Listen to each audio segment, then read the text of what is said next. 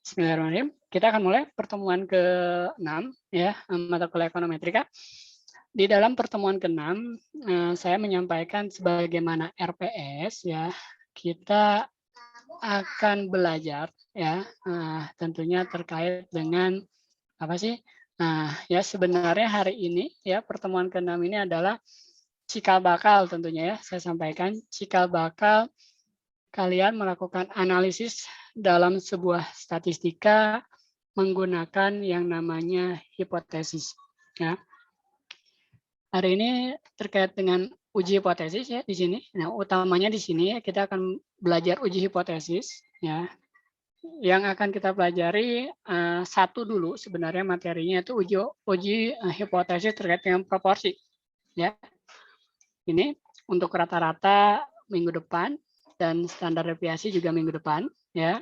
Nah, namun sebelum kepada uji proporsi, tentunya kita akan mempelajari ya bagaimana kalian mengenal, memahami apa yang disebut dengan hipotesis ya. Bagaimana tahapannya tentunya dalam melakukan pembangunan hipotesis ini ya ada tahapannya. Misalkan kalau dalam akuntansi apa sih tahapannya? Oh, misalkan dari A, B, C dan sampai pada kesimpulan misalkan ini terjadi fraud atau seperti apa. Nah, ini kita ada terkait dengan hipotesisnya. Kemudian kalau saya sebenarnya karena saya pernah di statistika dan bidang penegakan hukum khususnya kepabeanan ataupun tindak pidana pencucian uang, saya mengenal hipotesis atau uji statistika ini mirip kalian penyidikan ya. Kalau kalian seorang penyidik bagaimana sih? Seorang penyidik sama sih akuntan ya. Tapi akuntan tidak menggunakan alat bukti ya. Nah, ya berdasarkan apa namanya catatannya mungkin itu kalau kita bawa ke penyidikan sebagai alat bukti. Nah, saya cuma memahami seperti ini. Ketika kalian melakukan penyelidikan, penyidikan, tindak pidana atau kalian mendengar tindak pidana di luaran sana, kalian pasti berbicara, oh ternyata cukup bukti misalkan ya, aparat penegak hukum menyatakan cukup bukti untuk menaikkan status seseorang misalkan menjadi tersangka A, B, dan C. Nah, ya sama halnya di sini. Kita akan berbicara mengenai cukup bukti atau tidak cukup bukti atau belum cukup bukti ya di sini. Kenapa saya sampaikan cukup bukti atau tidak? Ada yang tahu kira-kira kenapa statistik itu menyebutkan cukup bukti atau belum cukup bukti? Statistik itu apa sih? Statistik itu apa? Ukuran dari apa statistik? Kalau parameter ukuran dari apa? Yo, masih lupa? Populasi, Pak. Oke, parameter dari populasi, Mbak Nelly. Kalau statistik? Sampel, Pak. Sampel ya. Kalau sampel itu kan berarti hanya beberapa ya. Nah, itulah makanya kita sebutkan cukup bukti atau belum cukup bukti ya. Ini di hipotesis nantinya ada. Ya.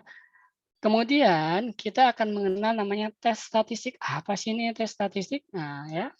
Sebenarnya sudah kalian pelajari ya. Kita akan lebih mengenal lagi ternyata oh ini loh yang disebut tes statistik ini. Kemudian dari tes statistik ini kita akan menemukan yang namanya p-value. Nah, p-value ini paling sangat banyak tentunya di apa ya? Di dalam suatu statistik ketika kalian menggunakan sebuah software ya.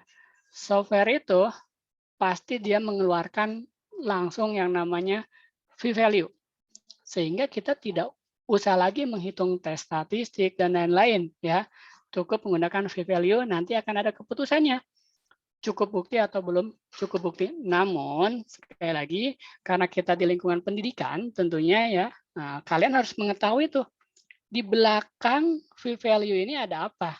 Ya, jangan saya begini, waktu ada kakak kelas kalian misalkan ujian skripsi ada satu dosen yang memang luar biasa tentunya, kalian hanya jangan waktu ujian skripsi dibilangkan seperti ini, kalian jangan hanya melihat dari mohon maaf misalkan YouTube, tata cara mengaplikasikan, tetapi di belakang itu ada apa sebenarnya, kenapa sih bisa seperti ini? Nah itu yang belum tentunya memang yang harus dipahami, karena kalau kita di YouTube itu kan langsung aplikasi ya. Oh, klik ini, muncul ini. Oh, bacanya begini, Pak, gitu, selesai. Tapi ketika dibalik misalkan, dihilangkan ini bagaimana cara bacanya? Nah, itu ya yang harus di sini ya, karena kita di dunia pendidikan, itu yang akan kita pahami ya, kenapa ada konsep namanya tes statistik, ada V-value, dan bagaimana mencari V-value sebelum tentunya kalian nanti menggunakan software ya. Kalian akan menggunakan software misalkan di KTTA ataupun di skripsi, tesis ataupun disertasi, inilah ya di belakang layarnya tentunya ya ada V-value.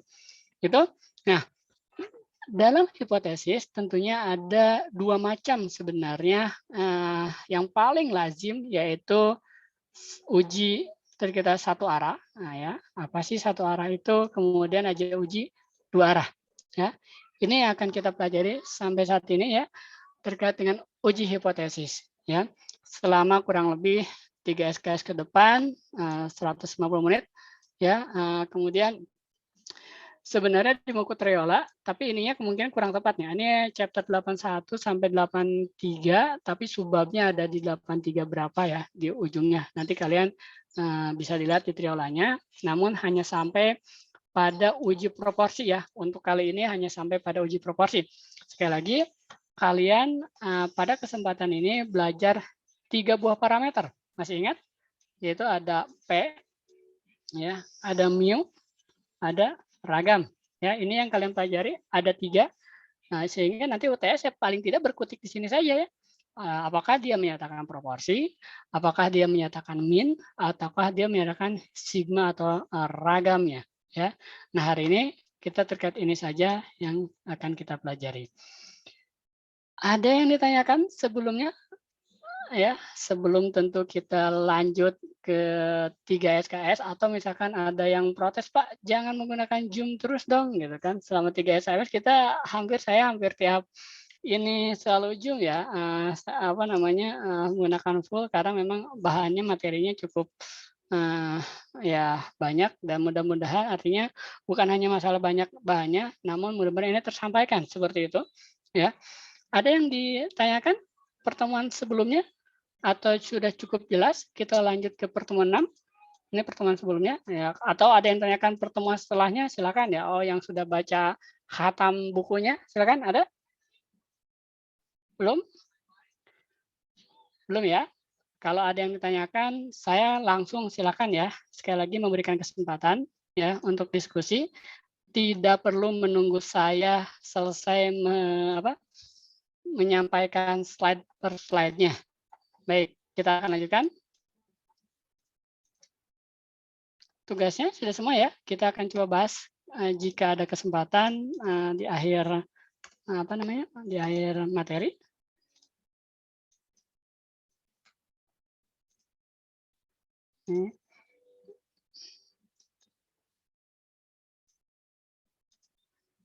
Nah ya, kita sudah mulai ke sini. Oke. Oke, sudah hadir semua 10.45. Nah, sebelum ke sini kita akan coba bentar ya.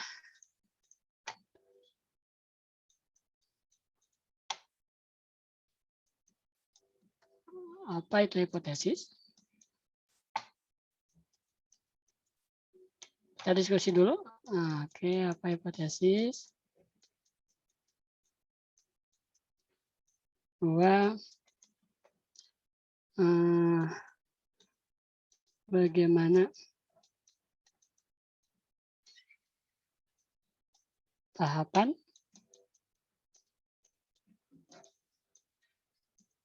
menyusun hipotesis.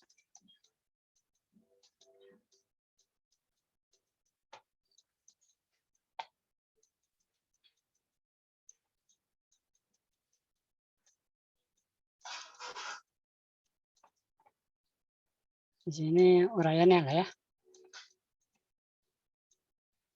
Baik, ya kita akan diskusi rekan-rekan semuanya. Sebelum saya lanjut, saya akan membagi kepada 4 room ya. Ya, 4 room dengan menggunakan breakout room ya. Hanya 2 soal ini saja ya. Hanya 2 soal ini saja. Apa itu hipotesis? kemudian bagaimana tahapan menyusun hipotesis dan uraikan tentunya ya. Nah, misalkan, oh ini Pak, ini tuh bagaimana, kemudian pengambilan keputusan tuh kaidahnya seperti apa, ya. Oke, Mbak Rina, Mas siapa? Mohon maaf ketua kelasnya saya Mas Nusron ya, Mas Fikri ya? Mohon maaf, Mas Ajis ya, ketua kelasnya Mas Ajis. Seperti ini ya, saya akan bagi ke dalam 4 room, tidak lama, ya ini hanya 2 soal. Berapa menit kira-kira? 10 menit cukup? Mohon maaf, mungkin sekitar 30 menit maksimal ya. 30 menit maksimal ya. Di room tidak lama ya. Kalian coba menjelaskan ini saja sehingga nanti agar lebih mengalir tentunya penjelasan dari saya. Oke, saya akan stop sharing. Kalian sudah pahami ya ininya ya, apa namanya? Apa itu hipotesis, kemudian bagaimana tahapan menyusun hipotesis dan uraikan tentunya ya. Maksudnya diuraikan itu adalah misalkan tahap pertama seperti ini Pak. Oke, tahap seperti ini tuh bagaimana caranya ya, seperti itu ya. Saya akan stop. Kita akan bagi ke dalam 4 breakout room ya, di mana pesertanya tentunya random ya, sesuai dengan Zoom saja yang memilihkan. Saya tidak ada apa namanya ini tertentu ya, subjektivitas tertentu, jadi tergantung Zoom. Seperti itu ya, Mbak Rina. Ada yang ditanyakan terlebih dulu? Ada yang tanyakan? Sudah cukup jelas? Izin Pak, berarti Ya. nanti kami membuatnya dipresentasikan secara lisan saja atau perlu ditulis dalam Word gitu ya Pak? Boleh ditulis tangan, ya, boleh ditulis PPT atau tangan terus di PDF-kan nanti dipresentasikan, boleh, ya. Oke, misalkan tulis tangan silakan, karena kalian biar cepat tulis tangan, atau mau di PPT diketik silakan, atau mau di hal lainnya tentu silakan. Yang namun nanti di PDF-kan terus bisa dikirimkan ya, dan dipresentasikan tentunya hanya sekitar 5 atau 10 menit nanti di Zoom bareng semuanya kita. Ya presentasinya pun bisa dipilih, tentunya tidak semuanya atau mau semuanya silakan. Tapi karena soalnya sama semua tentu ya paling tidak mungkin 1 atau 2 ini ya. Ya, agar bagian saya ke bagian saya untuk menjelaskan ya. Ya, seperti itu ya, tidak oke, baik. Atau mau semuanya presentasi tapi silakan. Nah, nanti saya bagian saya kapan? Minggu depan ya dong. Enggak lah ya, hanya mungkin kita lihat waktunya ya. Baik, sudah Mbak Rina? Sudah cukup jelas? Dari saya sudah cukup jelas, Pak. Yang lainnya ada lagi yang tanyakan? Mbak Luna, Mbak Herlan mungkin? Mbak Dwi cukup ya? Mas Ajis, mana ketua kelompoknya cukup Mas Ajis? Jelas? Ketua kelompok ketua kelasnya? Cukup. Cukup ya? Di saya nggak kelihatan Mas Ajis. Oke, tapi mudah-mudahan ada di ini sebelahnya. Oke, baik. Makasih. Saya akan coba ke breakout room. 4 kelompok ya. Mana nih breakout room-nya? Oke, 4 kelompok. 4 room ya. Oke, 4 room saja cukup. Krip. Oke, kita sambil menunggu yang satu lagi belum hadir kembali. Ya, kita akan bahas ya terkait dengan hipotesis ini. Ya, 2 pertanyaan tadi sebenarnya merangkum materi kita hari ini, yaitu terkait dengan apa itu hipotesis dan tahapan hipotesis. Silakan, ada yang berkenan kelompoknya yang akan melakukan apa namanya? Diskusi atau presentasi terlebih dahulu, silakan. Mungkin sekitar 10 menit atau 5 sampai 10 menit. Silakan. Room berapa yang akan? Room 3, Pak. Oke, silakan Mas Ajis, room 3. Saya izin share screen-nya. Silakan, Mas. Baik, mulai dari yang pertama definisi, mungkin Rufai. Terima kasih Mas Ajis. Izin menjelaskan ya Pak. Untuk definisi hipotesis, seperti yang terlihat di PPT adalah sebuah klaim atau jawaban sementara atau praduga yang masih dibutuhkan kebenarannya.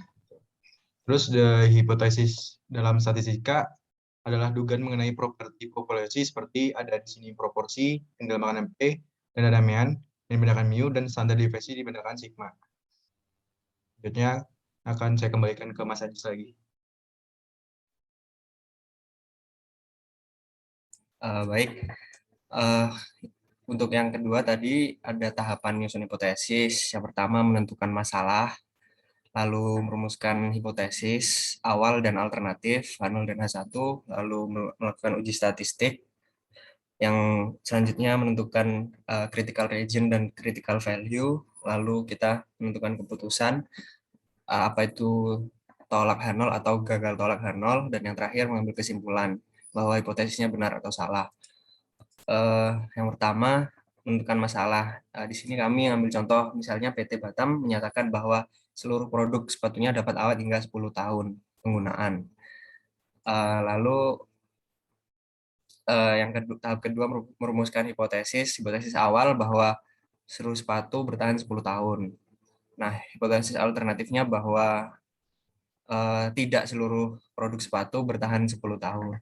Lalu kita melakukan uji statistik, mungkin dijelaskan Mas Rizky. Selanjutnya mungkin kita melakukan uji statistik yang seperti yang sudah dipelajari menggunakan Z-score. Jadi Z-score ini nanti kan mengambil kumulatif ke kiri. Jadi kalau nanti pengaruh Z-score ini untuk penentuan dari critical region atau critical value-nya di langkah selanjutnya. Ya. Nah, ya kan menentukan critical region dan critical value. Nah, jadi critical region itu adalah titik ekstrim, area ekstrim ya, area ekstrim di mana kita menolak H0 yang dibatasi oleh critical value. Jadi critical region itu biasanya ada di ujung-ujung dari grafik itu. Nah, kalau critical value itu ada di tengah. Jadi critical value itu nilai yang memisahkan antara kita menolak H0 atau kita gagal tolak H0. Nah, dari area-area ini itu didapat dari Z-score tadi. Nah, dari Z-score tadi itu baru kita bisa menentukan langkah selanjutnya, itu menentukan keputusan apa kita tolak H0 atau gagal tolak H0 berdasarkan Z-score kita itu masuk ke area mana. Di selanjutnya kembali aja ke Mas Aziz. Baik, jadi sederhananya ini misal yang garis merah ini critical value, jadi ini membatasi antara dua area, yaitu area critical region yang mana kita menolak H0, dan area satunya yaitu area di mana kita gagal tolak H0. Nah, selanjutnya dari uji statistik dan critical region tadi kita dapat menentukan apakah masuk ke area tolak H0 atau gagal tolak H0. Lalu kesimpulan, kita bisa mengambil kesimpulan bahwa H0 benar atau salah. Lalu yang ketiga tadi mungkin Dinda. Baik, di sini yang dimaksud dengan uji hipotesis proporsi itu adalah pengujian dua proporsi yang masing-masing proporsi tersebut berasal dari dua populasi yang berbeda serta independen. Nah, berdasarkan contoh yang diberikan tadi kan mengenai toko sepatu gitu ya. Misal di sini tuh ada PT Batam, satunya lagi itu PT Bali. Nah, masing-masing PT ini menjual produk yang sama yaitu sepatu. Nah, jadi berdasarkan uji hipotesis proporsi ini akan dilihat proporsi yang mana yang paling banyak menjualkan sepatunya dengan sepatu mana yang bertahan lama begitu kan. Kami asumsikan di sini 10 tahun.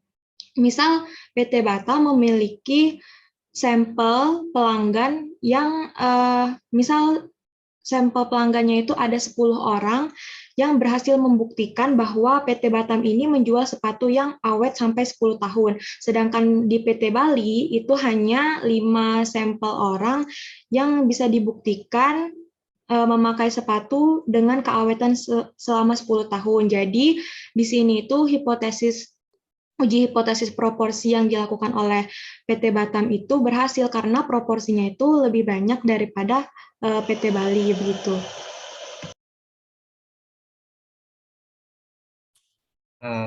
Baik Pak, sekian. Maaf kalau terlalu cepat atau terlalu umum penjelasan kami. Terima kasih. Terima kasih untuk room 3. Saya mohon maaf, internet saya kayaknya mungkin kurang stabil. Saya tadi beberapa kali keluar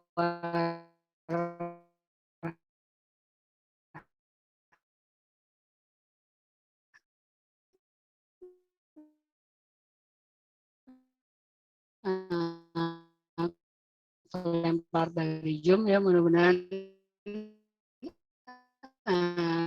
kita semua diberikan kelancaran dan mudah-mudahan tidak ada kendala. Terdengar ini atau tidak? Maaf Pak, suara Bapak putus-putus. Patah-patah. Ini keluar.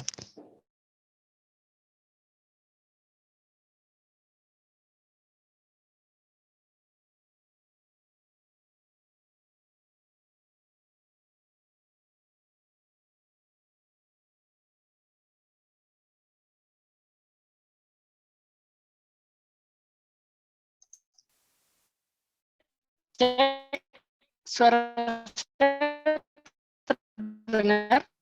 Putus-putus, Pak. Patah-patah, Pak. Halo, cek. Apakah suara saya terdengar? Sudah Bentar mendingan. ya. Oke, sebentar. Ayah kayaknya pencet sesuatu. Sebentar ya. Oke, mohon maaf. Oke, apakah suara saya terdengar? Cek. Terdengar. Oke, saya mohon maaf. Sudah, Pak. Saya kayaknya internet saya gangguan. Tadi saya sebentar ke depan dulu.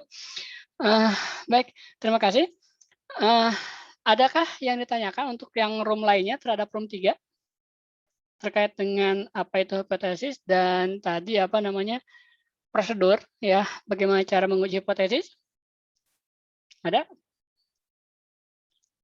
Pertanyaan saya satu, kenapa menggunakan Z?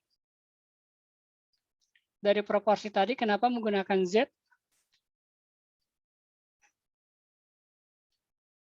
Tadi menguji proporsi ya? Proporsi, kenapa Z itu apanya tadi? Z itu tes statistiknya ya? Betul? Z itu tes statistiknya. Kenapa menggunakan Z? Kira-kira ada yang bisa jawab? Suara saya terdengar atau tidak? Terdengar, Pak. Terdengar, Buat ya? yang uji hipotesis proporsi ya, Pak? Betul. Yang tadi yang disampaikan, kenapa menggunakan Z? Ya, itu sebenarnya tadi karena kami mepet, nggak cukup waktu, terus kami ngambil rumus yang dari slide, terus ditulis gitu, Pak. Jadi Oke. kami ya belum ngerti. Kalau kenapanya berarti belum ya? Kenapa menggunakan Z-nya belum ya? Belum, Pak. Belum terjawab. Ada yang tahu kenapa menggunakan Z? Izin, Pak. Ya, kenapa tidak menggunakan T atau tidak menggunakan binom? Kenapa, Mas? Ya kan, Mas Fadlan? Kalau Z itu bisa buat nyari P value-nya nggak sih, Pak? 1 kurang Z. Oke, ada yang jawab Z itu bisa cari p-value atau tidak?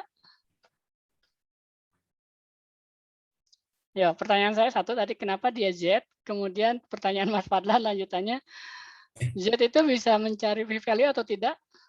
Ada yang tahu? Ya, room yang lainnya? Mungkin untuk nentuin nilai asli dari datanya itu, Pak, kan nanti ada dipengaruhi standar deviasi juga, Pak. Sama jumlah Oke. sampelnya. Nilai asli. Kenapa tidak menggunakan distribusi T misalkan atau binomial? Kalau distribusi T itu jika yang diketahui itu standar deviasi sampelnya, Pak. Standar deviasi sampelnya. Jadi dalam proporsi tadi bisa menggunakan Z dan T, begitu Mas Kelvin? Menurut saya iya, Pak. Oke, bisa menggunakan Z dan T menurut Mas Kelvin. Ada lagi? Makasih Mas Kelvin. Ada lagi? Kenapa dia menggunakan Z? Ya, masih ingat nggak Z itu apa? Izin Pak, mungkin untuk Pak Z itu digunain supaya bisa datanya ditentukan bernilai ekstrim atau outlier gitu dari datanya tersebut, Pak. Extreme outlier.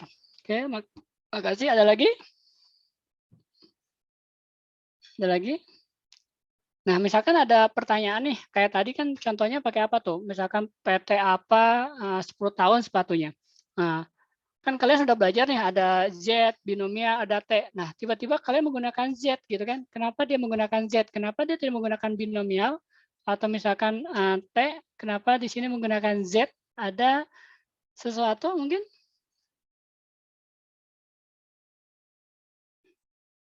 Ada?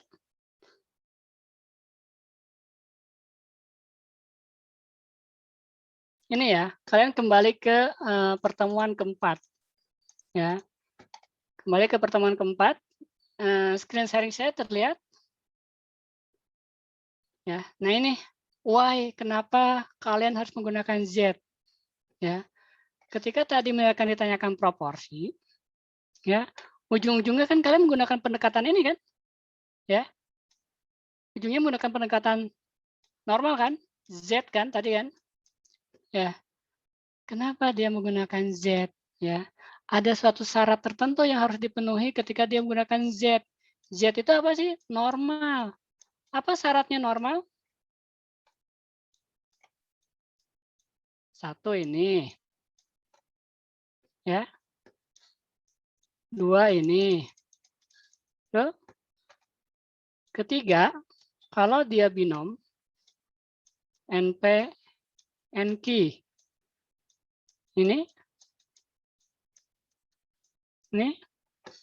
Satu lagi menggunakan CLT, ya.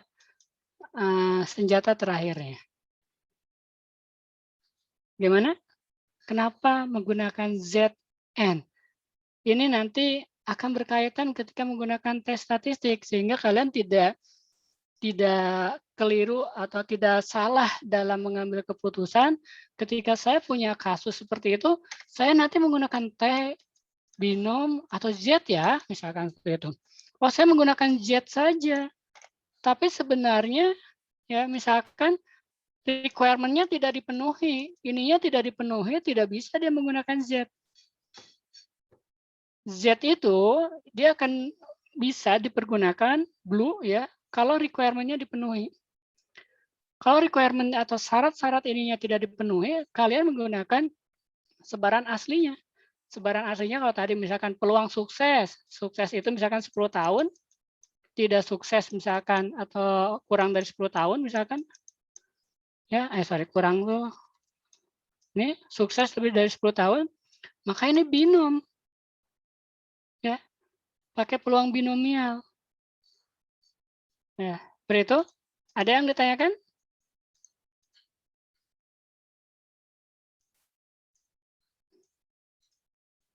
Cukup jelas? Oke, ada lagi yang ditanyakan kira-kira terkait dengan tadi room 3-nya? Suara saya masih terdengar? Kalau tidak terdengar mohon ini ya, diingatkan karena tadi kayaknya internetnya ada masalah. Ada yang tanyakan? Oke, baik, makasih room 3. Satu lagi ya. Satu lagi untuk room berapa? Silakan yang berkenan untuk room berapa sekarang? Nanti room yang berikutnya tentu kita akan lihat minggu depan ya. Sekarang 2 room terlebih dahulu. Ada 1 room lagi? 3 sudah. Room berikutnya ada? Ya, silakan. Room 1, 2 atau 4? Ada room 1, 2 atau 4?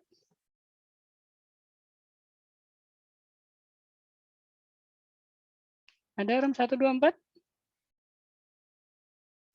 Yuk.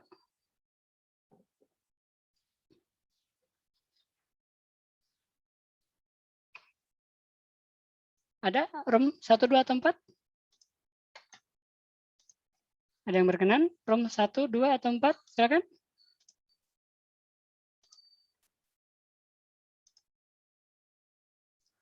Yuk. Baik, saya tentukan saja ya. Sekarang tanggal 4 harusnya ganja. Oke, yang genap saja. Room 2 silakan. Room 2.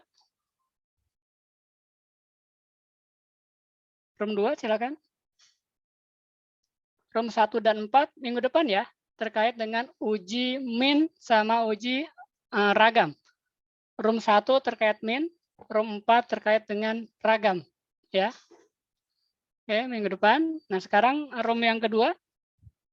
Silakan. Izin share screen, Pak. Silakan Mbak Rina. Tidak apa-apa, kita diskusi saja ya. Room kedua. Oke, baik. Terima kasih.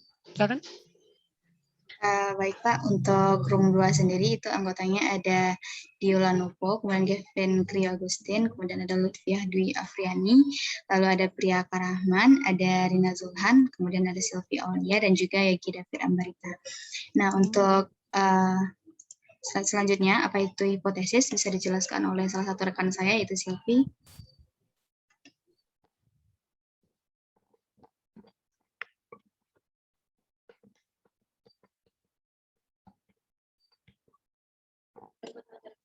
Baik, untuk hipotesis sendiri itu, hipotesis itu dugaan awal atau sementara dari populasi. Nah, itu kalau di ekonometrika itu ada proporsi, mean, sama standar deviasi.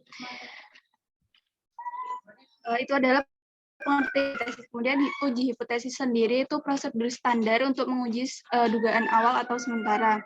Nah, perumusan hipotesis itu didasarkan biasanya pada teori, pengalaman, dan ketajaman berpikir.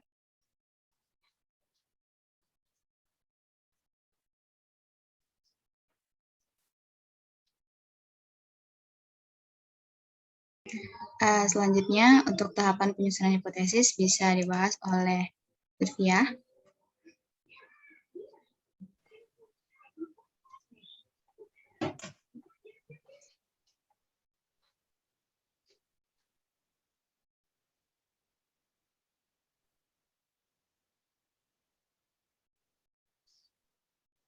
Oh, maaf ya, suaranya belum kedengaran. Halo, sudah terdengar? Udah. Oke, untuk selanjutnya mengenai tahapan penyusunan hipotesis itu terdiri dari yang pertama perumusan hipotesis itu terdiri yang pertama nilai hipotesis atau bisa disebut dengan H0 itu nilai parameter sama dengan dugaan atau klaim. Yang kedua yaitu alternatif hipotesis atau H1 itu nilai parameter berbeda dengan dugaan. Jadi tandanya itu ada tidak sama dengan, kurang dari, dan lebih dari. Sedangkan untuk H0 itu disimbolkan dengan sama dengan. Nah, untuk selanjutnya itu ada menentukan uji statistik, itu bisa dilihat terdapat 3 rumus untuk menentukan uji statistik tersebut.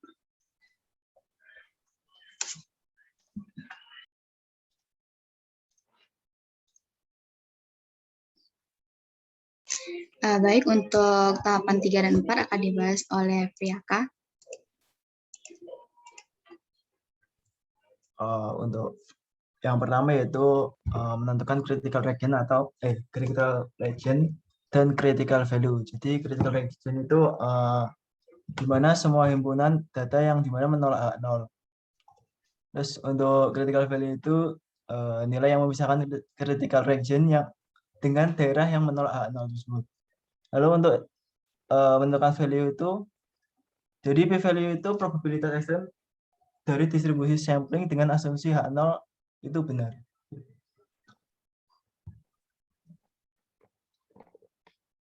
Baik, untuk pembahasan terakhir yaitu uji hipotesis proporsi akan dibahas oleh Kelvin. Baik, terima kasih Rina atas kesempatannya. Nah, selanjutnya itu untuk uji hipotesis proporsi.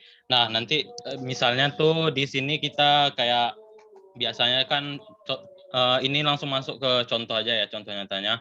Itu tuh kayak iklan pembersih wajah misalnya. Kan ada klaimnya tuh, misalnya menghilangkan 99% minyak pada muka.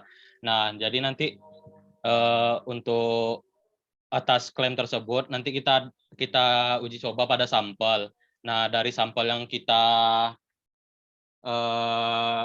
uji itu berapa banyak yang emang terbukti efektif dari klaim tersebut, berapa persen dari jumlah sampel yang berhasil menghilangkan 99% minyak pada muka. Nah, yang kayak gitu tuh nanti yang bakal kita uji. Jadi nanti di sini tuh juga kita bakal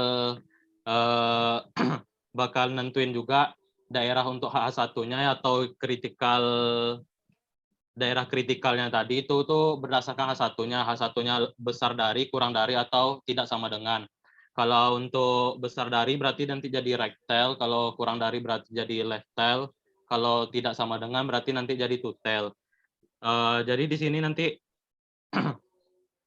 persen dari sampel yang kita uji itu nanti di sini sebagai apa namanya? Yang P ada tanda di atasnya itu. Nah, itu nanti dikurangi dengan klaim yang kita punya untuk nentuin Z-score-nya ini kan. Nah, itu tuh dibagi nanti akar dari P kali Q dibagi jumlah sampel. Nah, nanti dari sini tuh kita bisa lihat apakah dia statistik ujinya tuh berada di daerah kritikal atau tidak berada di daerah kritikal. Kalau berada di daerah kritikal berarti dia menolak H0. Kalau tidak berada di daerah kritikal berarti dia gagal menolak H0.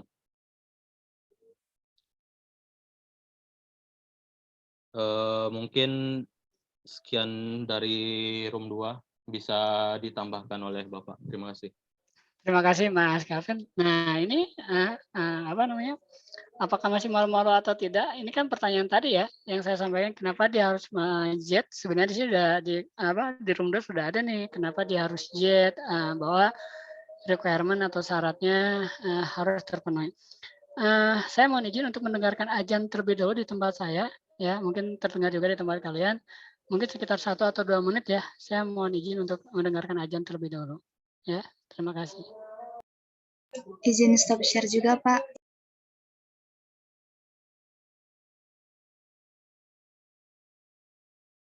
Sudah berlangsung dari sebelumnya, namun sekarang sudah selesai. Terima kasih rekan-rekan semuanya. Tadi sebenarnya terima kasih untuk room 2 dan room 3, tentunya saling melengkapi ya. Artinya diskusi tadi kalian room 2, room 3 ya saling melengkapi, di mana room 3 tadi pakai menggambarkan daerah kritis ya. Room 2 tidak menggambarkan, tapi saya akan jelaskan nanti bagaimana kalian memudahkan saja ya. Kalau saya ya memudahkannya adalah digambarkan. Dia two tail, one tail kanan, one tail kiri. Terima kasih. Saya akan lanjutkan ya ke sekarang giliran saya ya kepada hipotesis ini. Saya mudah-mudahan bisa cukup 1 jam ini lebih cepat tentunya karena sudah kalian tadi baca terlebih dahulu, terus kalian juga sudah menyampaikan terlebih dahulu ya. Nah, terkait dengan uji hipotesis ini ya, hipotesis ini ya sebenarnya mulai pada suatu statistika inferensia ya. Kalian sudah belajar ya, namanya ada statistika inferensia, di mana statistika inferensia ini menggunakan kaidah peluang ya untuk keputusan. Ya, peluang untuk keputusan. Ini adalah statistika inferensia. Beda dengan kalian deskriptif ya. Waktu awal apa deskriptif itu? Hanya menggambarkan ya. Menggambarkan ya. Misalkan kalian menggambarkan sebuah apa tuh? Chart, yaitu menggambarkan ya. Tidak ada konsep peluangnya. Inilah statistika inferensia. Nah, apa sih sebenarnya dalam statistik inferensia? Umumnya dia menyebut tentang adanya hipotesis. Ya, apa sih itu hipotesis? Nah, tadi ya, hipotesis ini adalah ya dugaan sementara ya. Dugaan sementara terhadap apa? Terhadap apa kira-kira? Terhadap ayo. Dugaan sementara terhadap populasi ya. Populasi. Dalam hal ini, populasi yang kalian pelajari itu adalah P, proporsi, mu, atau standar deviasi atau ragam nantinya. Ini ya. Jadi dugaan sementara terhadap populasi ya. Itu adalah hipotesis ya. Nah, oke, saya lanjutkan.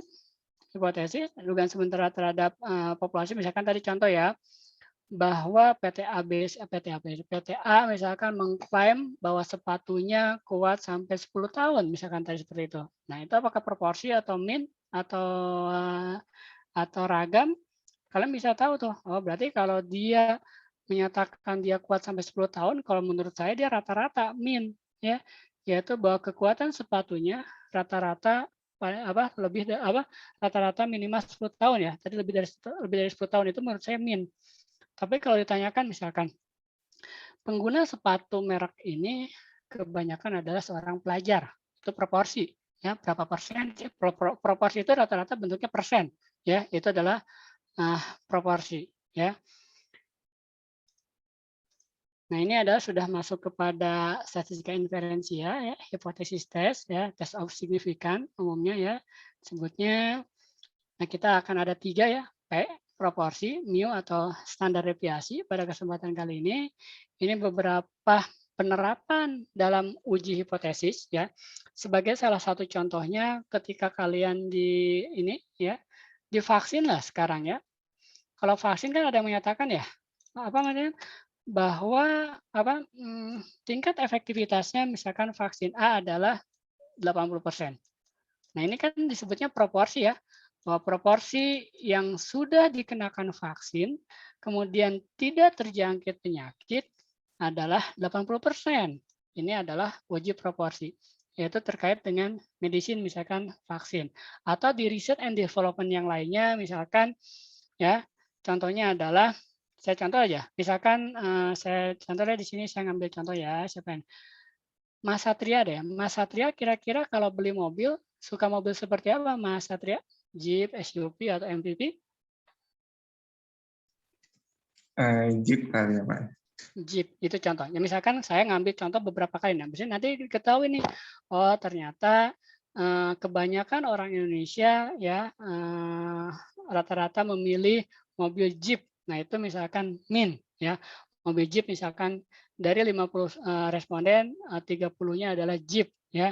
10-nya adalah SUV, misalkan 5-nya sedan, 5 lainnya adalah lainnya. Kan itu min ya rata-ratanya. Misalkan kebanyakan seperti itu ada misalkan bisa min ya, atau misalkan min berapa nilai rata-rata tinggi badan kelas 519 itu adalah min ya. Jadi bisa di bidang ilmu apa saja terkait dengan uji statistik ini ya. Nah, karena kita terkait dengan peluang, sekali lagi ya, ini udah masuk peluang di sini, inferensia, maka kalian akan ya beririsan dengan yang nama di sini sampling method. Nah ya, sampling method ini pasti akan ada ketika di suatu peluang. Ya, tadi saya sampaikan ketika kalian belajar di pertemuan 4, ingat di pertemuan 4 ya. Ya, ketika sampling metodenya misalkan n-nya 1 kali, 2 kali, 3 kali, maka ya P, mu dan itu akan mendekati sebaran apa? Oh, ini akan mendekati sebaran normal, ini juga akan mendekati sebaran normal, misalkan ini juga akan semakin mendekati sebaran normal, misalkan seperti itu. Itu adalah terkait dengan sampling metodenya. Kemudian dalam suatu inferensia ini ya ada kemungkinan 2 kesalahan ya. Karena kita menggunakan sampling method ya akan ada 2 kemungkinan kesalahan, yaitu salah terkait dengan sampling method ya. Salah sampling ya. Contoh salah sampling itu misalkan seperti ini. Saya ingin menguji tinggi badan kelas 519. Bolehkah saya mengelompokkan, misalkan saya mengambil yang tinggi saja? Tidak ya, itu adalah salah sampel. Nah, ada satu lagi misalkan salah error. Ya, ini memang error model ya. Kalau error model ini sebenarnya tidak bisa kita hindari. Ya, ini tidak bisa kita hindari. Error model ini pasti ada dalam statistik. Kalau ini seharusnya kita bisa hindari. Ini seharusnya bisa dihindari dalam statistik ketika kita menggunakan sampling method yang benar. Seperti tadi, saya ingin menguji tinggi badan kelas 519. Harusnya saya ya random di sana. Tidak mungkin saya mengambil yang tinggi saja ya seperti itu. Sampling metodenya benar. Ini bisa diminimalisir. Tapi untuk ini tidak bisa. Kenapa kira-kira? Karena kita menggunakan sampling ya. Ingat ya, statistik itu menggunakan sampling. Sehingga error model itu pasti ada. Sekali lagi saya sampaikan, statistika itu tidak ada model yang tepat. Nah ya, tidak ada model yang tepat. Adanya adalah model yang apa? Model yang apa? Ya. Oke, ada model terbaik ya. Itulah statistika. Ya. Ada model, tidak ada model yang tepat, tapi ada model terbaik. Apa dalam statistika model terbaik itu? Dalam statistika, model terbaik itu adalah model yang blue. Ya. Apa blue itu? Base, linear, unbiased, estimator. Itu adalah blue. Sehingga ketika kita statistika, sampling, error model pasti ada. Error inilah yang harus kita kecilkan. Contohnya, waktu kalian pelajaran pertama, ingat ada survei terkait dengan partai politik, berapa min errornya di sana waktu itu? Disebutkan 1% ya. Min errornya 1%. Ya. Nah, sampling inilah yang harus kecil, error model inilah yang harus kecil, ya, dengan 1%. Ketika errornya kecil, ya, maka kita semakin percaya atau tidak? Percaya ya. Nah, tapi tidak ada error yang kosong, ya, tidak ada error yang kosong di dalam statistik karena kita menggunakan ini. Kecuali kalau kita menggunakan populasi, ya. Baru errornya pasti 0. Kenapa? Karena kalau populasi itu seluruh masyarakat ditarik kan datanya. Misalkan ada sensus penduduk. Berapa pendapatan Indonesia? Ya, saya sensus penduduk ya saya dapat semuanya. Oh, rata-ratanya sekian. Berarti kan itu seluruh penduduk kita petik datanya. Itu tidak ada error. Ya. Kalau statistik sekali lagi itu pasti ada error karena dia menggunakan sampling. Ya, disinilah kita sudah menggunakan sampling. Ini basic hipotesis ya. Apa sih hipotesis itu? Nah ya, nah ini adalah sebagai urutannya nih. Tadi ya saya tanyakan bagaimana menyusun sebuah hipotesis. Urutannya di sini. Pertama, ya, tentukan hipotesisnya. Tadi sudah ada mencontohkan tuh room 3. Apa contohnya? Misalkan H0 apa. Nah, dalam penulisan hipotesis, ya, penulisannya hanya seperti ini. H0 dan H1.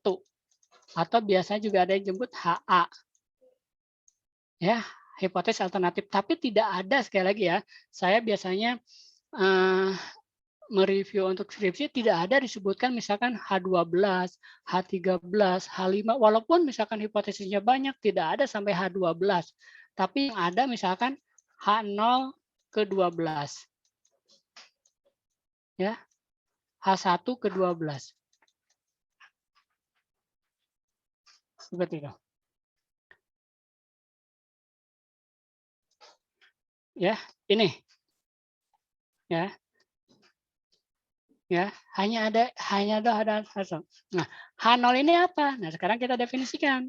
H0 adalah dugaan sementara tadi yang disebut hipotesis tadi.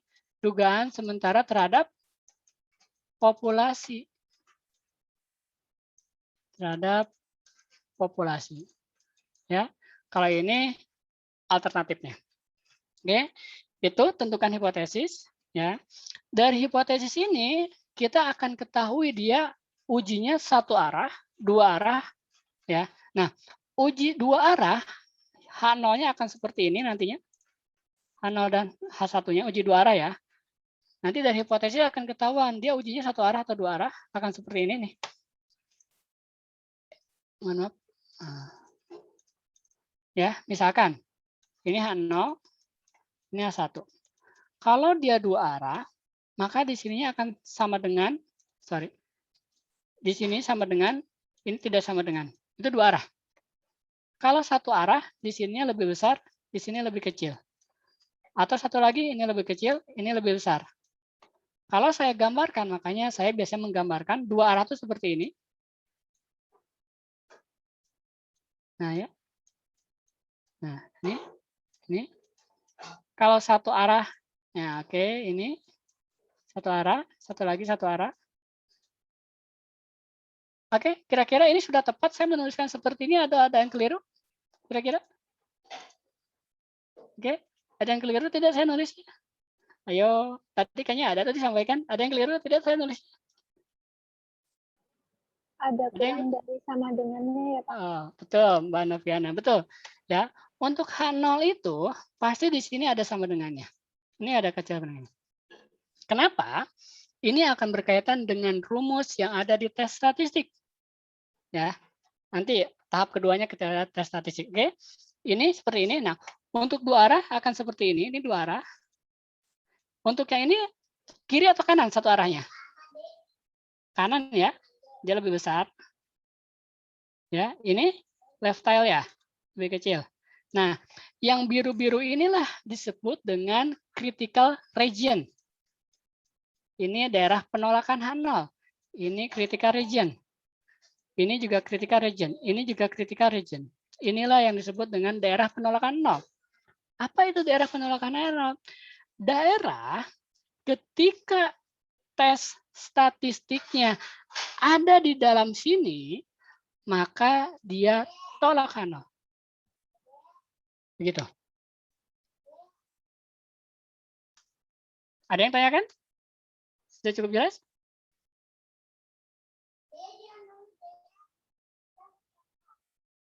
Ada yang tanyakan? Cukup jelas? Jelas ya? Inilah hipotesis. Hipotesis itu ada H0, H1. H0 itu dugaan sementara terhadap populasi, ya, di mana populasi kita misalkan ya, mu sama dengan 0, mu tidak sama dengan 0, atau proporsi sama dengan, tidak pakai dugaan ya, langsung P, karena dia terhadap apa, populasi, tidak sama dengan 0, sedangkan sini, ya, ini adalah hipotesis. Hipotesis ada dua jenis, dua arah dan satu arah. Tapi yang dua arah, yang satu arah ada dua jenis juga. Jadi ada tiga jenis ya. Ada yang to tail, kanan atau kiri. Ya, ini hipotesis. Oke, itu yang tahap pertama nih. Tentukanlah kalian hipotesisnya apa. Misalkan pernyataan, buktikan bahwa pabrik sepatu tadi bertahan lebih dari 10 tahun. Berarti kan lebih besar 10 tahun ya H0-nya, misalkan seperti itu. Buktikan lah, atau seperti itu kita ingin buktikan ya, menyatakan seperti itu ya. Ya. Ya udah, lihat Bun. Oke. Saya lanjutkan. Kemudian lagi setelah tahap pertama, maka tahap keduanya adalah saya di mana nulisnya? Boleh saya hapus? Bentar ya. Boleh saya hapus ininya atau di sini lah ya. Saya pindah ke sini deh. Tahap kedua, apa? Tentukan tes statistik. Ya. Nah, tes statistik ini nih. Nah, tahap kedua tes statistik. Pertama kan tentukan hipotesis ya. Kedua tes statistik. Apa itu tes statistik? Ya. Statistik ini adalah kalau kita bahasa Indonesia-kan lah ya, statistik uji lah ya. Alat untuk menguji. Nah, alat untuk menguji itu apa? 1 jam lagi ya Mbak Silvi ya. Oke, di saya belum terlihat jamnya Mbak Silvi ya, tapi mudah-mudahan masih 1 jam lagi masih cukup ya. Oke, masih cukup. Waktunya cukup nggak? Kira-kira cukup ya 1 jam lagi. Oke. Oke, tidak apa Mbak Silvi ya, jangan tentu apa namanya, sambil ini, enggak, tadi saya berbicara sama istri saya, mau jemput anak saya, hujan, tadi saya bilang sama saya saja kalau hujan, namun istri saya tadi sudah berangkat, saya bilang hati-hati, maksudnya seperti itu. Ya, 1 jam lagi ya. Sekarang tes statistik, yaitu anak saya sudah mulai sekolah, walaupun tidak full tentunya. Ya. Oke, tes statistik itu apa? Alat uji. Nah, ya, alat uji. Apa sih alat uji? Ada yang tahu nggak? Alat uji? Ada yang tahu gimana alat uji? Nah, saya tanya deh. Kalau kalian mau potong apel sama potong kayu, alatnya sama atau tidak? Beda, Pak. Beda ya. Itulah yang disebut tes statistik, ya. Ya, dasarnya itu saja. Apa sih alatnya gitu kan? Ya. Apakah saya bisa memotong apel menggunakan pemotong kayu? Bisa. Nah, tapi mubazir atau tidak? Saya memotong misalkan menggunakan apa? Gergaji ya, atau golok ya. Gitu. Atau saya memotong kayu menggunakan pisau apel? Itu tidak bisa. Nah, itu ya maksudnya. Jadi, tes statistik itu kalian harus menggunakan yang tepat. Apa itu yang tepat? Sekali lagi ya, requirement-nya harus dipenuhi. Nah, apa nih requirement ya, syarat lah ya, harus dipenuhi. Inilah yang disebut dengan tes statistiknya. Makanya saya tadi ingatkan apa ininya. Ternyata misalkan bisa menggunakan Z rata-rata memang kalau dalam statistik itu adalah Z. Ya, kenapa saya sampaikan Z? Ini yang paling mudah. Ya, tabelnya sudah ada dan lain-lain. Namun ada beberapa juga yaitu ya ekonometrika. Umumnya nanti ekonometrika adalah menggunakan untuk ujinya adalah F dan T. Untuk ekonometrika nih ya, biasanya menggunakan F dan T. Tapi untuk sekarang kita pelajari adalah ya untuk tes statistik menggunakan Z, ada menggunakan T, ada menggunakan chi-square. Benar? Hari ini kita akan belajar ini T, Z, chi-square. Ya. Z itu untuk apa? Z itu misalkan untuk proporsi, Pak. Nah, ya, tadi saya sampaikan Z ini untuk proporsi, Pak. Nah, ini untuk proporsi nih, Pak. Oke, untuk proporsi, untuk menguji proporsi menggunakan Z. Tapi ada nggak syaratnya? Ada, Pak, syaratnya, yaitu dia harus menyebar apa? Normal, ya, ada requirement-nya normal dan lain-lain. Karena pendekatan Z ini adalah aproksimasi dengan menggunakan normal. Ya, sekali lagi Z ini normal, ya itu. Kemudian min itu menggunakan apa? Nah, ini yang disebutkan Mas Kelvin tadi. Min ini bisa menggunakan yang namanya Z atau T. Apa itu Mas Kelvin? Z atau T ya, min ya. Nanti minggu depan nih, kelompok berapa nih? Z atau T nih. Ini ya. Ini min. Bisa menggunakan ini. Masih hafal atau masih lupa? Z. Z itu ketika misalkan sigma diketahui kan? Seperti itu ya. Ini diketahui. Tapi kalau T ini yang diketahui. Kan seperti itu ya. Oke. Kemudian chi-square.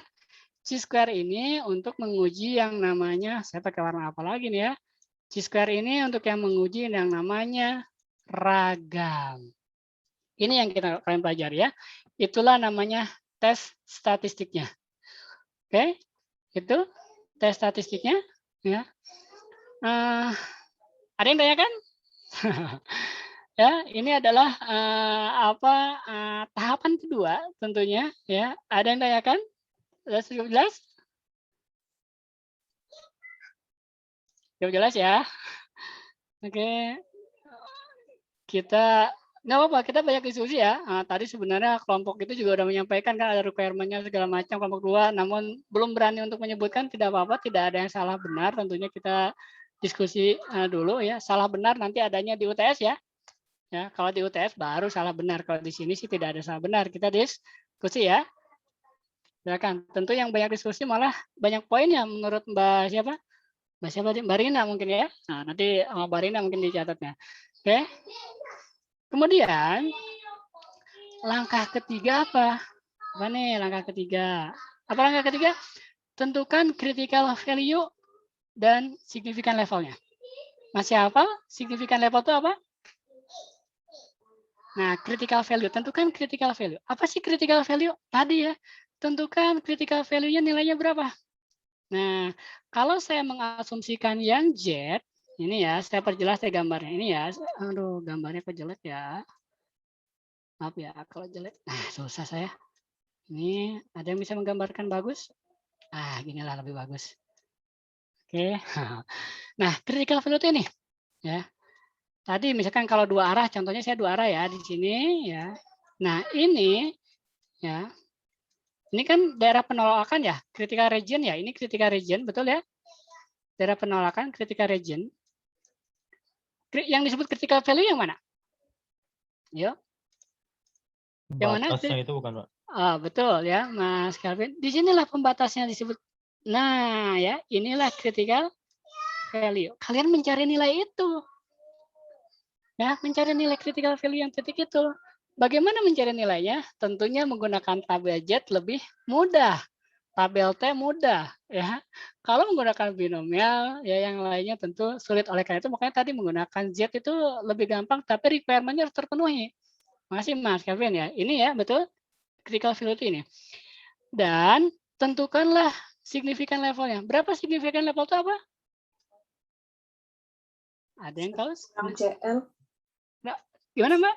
1 kurang CL nggak sih, Pak?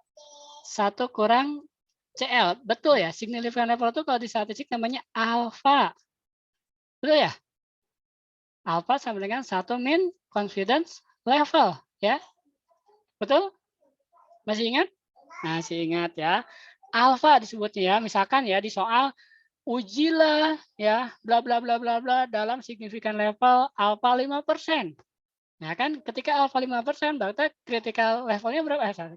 Confidence levelnya 95% ya, seperti itu. Ya, nanti kalau ke confidence level berapa? Nah, beda lagi. Sorry, confidence level. Dari alpha CL ada satu lagi apa kemarin kita belajar? Confidence interval. Apa lagi nih ya? Mudah-mudahan sudah tidak pusing ya. Confidence interval itu yang kiri kanan lah ya. Itu ada confidence level itu 95% kepercayaan, alfanya 1 min alfa. Oke. Tentukan ini yang ketiga ya. Yang keempat, warna apa lagi yang saya harus ini? Apa kira ada ini deh ya. Nah, ini. Yang keempat apa? V-value. Di sini boleh, di atas boleh lah ya, 4 nih ya. V-value. Nah, V-value itu apa sih, Pak? Tadi sudah disampaikan. V-value itu sebenarnya peluang. Peluang dari mana? V-value itu peluang dari sini. Nah, peluang dari statistik. Oke, ada yang bisa gambarkan mungkin Mas Kelvin? Nah, contohnya V-value itu seperti ini. Nah, sebelum Mas Kelvin nih udah gambar-gambar nih ya. Nah, gambar. Tadi kalau saya sampaikan di sini critical value. Di sini kan ada critical value ya. Ya. Kalau misalkan tes statistik itu, misalkan tes statistik ya. Ya. Critical value, kemudian tes statistiknya ada di sini. Misalkan tes statistik sini kan. Nah ya, tes statistik ya. Sini. Betul ya? Seperti itu ya. Kalau tes statistik ada di sini berarti apa? Tolak H0 ya? Karena dia ada di daerah critical region kan? Betul? Iya, Pak. Nah, kemudian yang saya tanyakan V-value ini yang mana? V-value itu yang ini. Nah, peluang ini. Nah, ini V-value, peluang ini yang kecil. Ini V-value. Nah, ini V-value. Jadi sangat kecil ya. Kalau ternyata misalkan keputusannya tolak H0, ketika tolak H0 kan tes statistik ada di dalam critical region ya. Implikasinya, maka V-value itu pasti kecil. Betul nggak kecil? Di sini kecil ya. Nah, ketika V-value kecil, maka dia akan berurusan dengan yang poin kelima nih, keputusan. Keputusan. 5 keputusan. Nah, keputusannya ada 2 cara. Pertama, menggunakan critical value. Menggunakan critical value di sini. Yang kedua, menggunakan V-value. Ya, kalau menggunakan critical value, ya, karena kita ada 2 sisi dan 1 sisi, maka saya biasanya memudahkannya seperti ini. Nilai mutlak, ya, nilai mutlak critical value lebih besar dari ya tes statistik, ya, betul? Maka dia tolak H0. Betul nggak? Contohnya ini. Contohnya ini. Kalau ini tabel Z kan, kalau tabel Z kan di sini 0 ya. Betul ya, kalau tabel Z di sini 0. Nah, critical value di sini berapa? Misalkan critical value di sini -5 ya. Di sini berarti berapa? -7 ya. Betul nggak? -5 kalau tes statistiknya -7 kan? Nah, kalau saya mutlakkan critical value jadi berapa? 5 ya. Nah, berarti kebalik atau enggak? Balik atau tidak? Balik ya? Oke, saya hapus ya. Apa nih? Keputusannya adalah jika ya apa sebutnya nih? Tes statistik lebih besar dari critical value, sama-sama mutlak. Betul tidak? Gambarnya di sini. Misalkan tadi critical value di sini -5. Di sini -7 ya. Betul? Kan -7 lebih kecil ya. Karena dia sebelah kiri. Ya kalau kita pakai yang sebelah kanan, bisa juga nih. Kalau kita pakai sebelah kanan, saya contohkan di sini misalkan di sini 5. Di sini 7 kan? Ya. Berarti kan critical di sini kan di sini critical value. Kok oke. Di sini critical kok 0 apa? Kosong. Ini critical value, di sini tes statistik kan? Berarti tes statistik lebih besar dari critical value, maka tolak 0. Inilah keputusan pertama. Kalau kalian bingung, saya harus pakai apa namanya tanda mutlak seperti ini, saya biasanya gambarkan. Gambarkan tuh seperti ini. Oh, ini satu arah atau dua arah ya. Oh, misalkan dia satu arah. Saya gambarkan seperti ini. Makanya tadi ada 2 ya. Tadi kelompok 3 menggambarkan, kelompok 2 dia menggunakan ini. Ya. Oh, misalkan di sini critical value-nya Pak dapat. Setelah itu di mana tes statistiknya? Oh, tes statistiknya ada di sini Pak. Berarti dia belum cukup bukti untuk menolak H0 kalau misalkan tes statistiknya ada di sini. Itu kan saya bisa gambarkan. Itu satu ya, keputusannya menggunakan ini. Yang kedua, keputusannya adalah menggunakan yang namanya p-value. Nah, kalau p-value mudah. Karena dia sudah dalam bentuk peluang, jika p-value ya kurang dari sama dengan alfa, nah alfa itu yang tadi di sini, maka dia tolak H0. Ya, selesai. Selesai nih apa namanya? Langkah-langkah terkait dengan keputusan statistik ya. Sampai di sini ada yang ditanyakan atau sudah cukup jelas?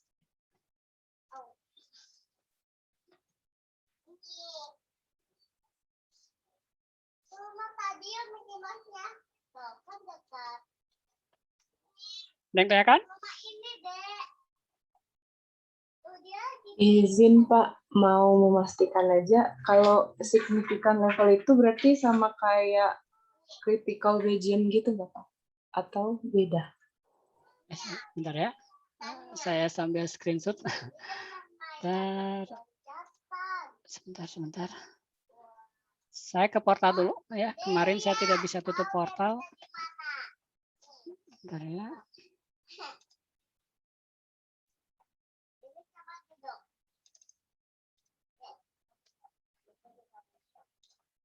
Hadir semua. Baik. Mohon maaf Mbak, boleh diulang kembali? Saya ke portal dulu. Gimana Mbak? Cuma mau memastikan sih Pak, kalau critical region itu sama kayak signifikan level gitu. Oke. Apakah critical region yang di sini ya sama dengan ini ya Mbak? Apa signifikan level di sini? Iya. Beda ya. Bedanya kenapa? Kalau signifikan level ini adalah nanti dia akan berhubungan dengan confidence level di sini ya, ini ya. Dan alpha ini biasanya given berdasarkan keyakinan atau berdasarkan bidang ilmu kita. Misalkan kalau tadi saya sampaikan ilmu umum itu 5%, kedokteran 1%, ya itu. Nah, kalau yang namanya p-value ini adalah dia peluang, p-value ini adalah peluang dari tes statistik. Ini, ya. Ya bisa saja sih sebenarnya alpha ini sama dengan p-value bisa Mbak. Pada saat tes statistiknya sama dengan critical value-nya. Ya bisa saja karena memang alpha ini kan sebenarnya daerah sini juga ya. Ya bisa saja ya kalau Mbak ini sampaikan misalkan alpha ini kan di sini nih. Ketika alpanya 5% di sini atau 0,05, nilai Z-nya berapa? 1645 ya seingat saya. Bisa Mbak. Jadi alpha ini bisa disebut dengan apa? P-value ya kalau pada saat kesempatannya adalah tes statistik sama dengan critical value. Seperti itu Mbak Mbak Crescentia. Baik Pak, berarti kalau p-value itu sama dengan critical region gitu. Atau P-value sama dengan critical region, iya bisa, asalkan ini terpenuhi nih. TS sama dengan CP. Kalau TS sama dengan CP kan sama-sama di sini ya Mbak. Nah ini TS nih. TS di sini, CP di sini, ini misalkan nanti 5% ya sama-sama di sini sama. Jadi alpha akan sama dengan p-value. Oh ya Pak. Kalau sama, tapi kalau berbeda maka di sini ya konsepnya nih. Kalau berbeda ya di sini nih ya akan beda ya. Gitu, Mbak. Baik, Pak. Bisa dipahami, Pak. Terima kasih, Pak. Sama-sama. Ada lagi yang ditanyakan? Izin, Pak. Ya, silakan Mbak Happy, silakan Mbak Christina. Saya masih kurang paham, Pak, itu kenapa menggunakan tanda mutlak itu ya, Pak. Kenapa menggunakan tanda mutlak ini ya, Mbak ya? Iya. Oke, saya boleh hapus dulu ini semuanya. Hapus ya. Oke, baik, saya hapus. Saya kembali ke tanda mutlak di dalam bagian konklusi. Ya, kelima nih. Nah, dalam bagian kelima, konklusi, dia bisa menggunakan v-value. Tadi, v-value-nya berapa? Kalau dia kurang dari sama dengan alpha, tolakkan 0. Atau secara tradisional, kalau v-value ini adalah ketika kalian menggunakan software, dia akan langsung keluar. Nah, masalahnya kalau kalian suruh ngitung manual, ya, belum tentu v-value ini keluar. Maka kalian menggunakan yang namanya konsep dari nomor 2 ini nih, tes statistik ya. Bandingkan antara tes statistik dengan ini critical value, bandingkan. Jadi antara poin 2 dengan poin 3 dibandingkan. Bagaimana caranya? Saya biasanya menggambarkan seperti ini, Mbak Happy. Mudahnya ya, misalkan ini. Nah, seperti ini. Ya. Kalau saya tarik ke ini Z, ini kalau Z ini 0 ya. Betul? Kalau Z ini 0. Nah, ketika itu 0 di Z, maka saya akan dapatkan misalkan di sini critical value. Tadi critical value di sini ya. Misalkan critical value-nya berapa nih? Dapat nih. Oh, ini critical value-nya Pak di sini dapat misalkan ya. Ya. Misalkan ya, ketika alpha 5%, critical value-nya berapa? Misalkan ya, disebutkan alpha 5%. Ya. Ya. Ketika alpha 5%, maka Z alpha itu berapa? 1645 ya. Masih hafal atau masih lupa cara mencarinya? Tabel Z ya. Cari di tabel Z bagian yang arsiran ini ya, arsiran ini luasnya 0,05, maka critical value di sini adalah 1,645 seingat saya ya. Ya. Betul? Kalian cari ke tabel Z ya, atau saya buka tabel Z ini ya. Tabel Z. Tabel Z mana nih tabel? Nah, ini tabel Z. 0,05 mana? 0,005. Ini kalau ini kan sebelah kiri nih, gara-gara dia sebelah kiri saya. Nah, di sini ya. Nah, ini sudah ada tanda bintangnya nih. Nah, sudah tanda bintangnya di sini 0,005 itu berapa? Kita lihat aja nih, 1,645 ya. Karena di sini negatif ya, dia pakai yang negatif di sini. Kalau saya yang pakai yang positif ya, saya pakai yang positif ya. 1645 ya. Karena dia kan kumulatif kiri ya. Ini ya Z-nya ya. Tuh ya. Nah, di sini saya kembali ke mana tadi? Nah, ini kembali ke sini pertanyaannya. Nah, ini critical value nih. Kemudian ketika saya dapatkan ya tes statistik ini misalkan ya saya dapat tes statistik itu carinya bagaimana? Cara mencari tes statistik adalah menggunakan ini. Kalau dia menggunakan Z, nyarinya ada gini kan? Apa tadi? P duga dikurangi P dibagi apa? Saya lupa. Dibagi apa nih? Akar PQ per N bukan, Pak?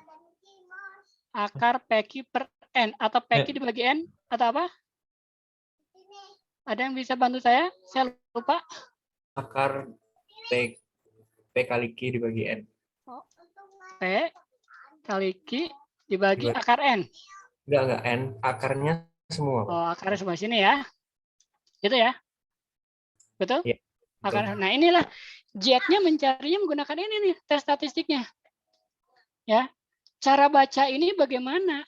Nah, cara bacanya adalah nilai P duga, tadi mungkin Mas Kelvin atau Mas siapa nyebutkan P yang pakai apa itu. Nah, ini sebutnya P topi ya. P topi ya, dikurangi, ini jawabnya bacanya adalah P ketika H0 benar. Kalau cara menulis lengkapnya seperti itu. Ya, nulis lengkapnya seperti itu. H0 benar itu mana? H0 kan tadi ada sama dengan ya. Kenapa H0 ada sama dengan? Begitulah ketika misalkan ya, contohnya P lebih besar sama dengan 0,7, ya berarti di sini 0,7. P dikurangi P jika H0 benar, ini kan P jika H0 benar ini ya, 0,7 ya. Bayangkan kalau kalian P H0 itu cuma begini, 0,7. Berapa yang kalian akan tulis di sini? Kita tidak tahu. Oleh karena itu H0 itu pasti ada sama dengannya. Tadi Mbak siapa tuh yang menyampaikan? Harus ada sama dengannya ketika H0.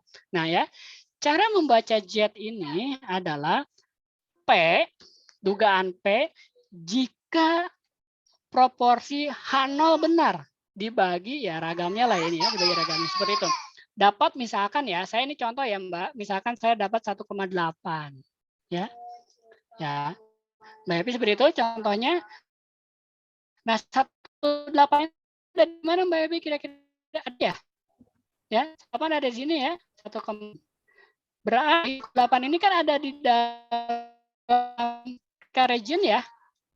Ini kan yang diasik ketika oleh karena itu maka dia tolak ya. Betul.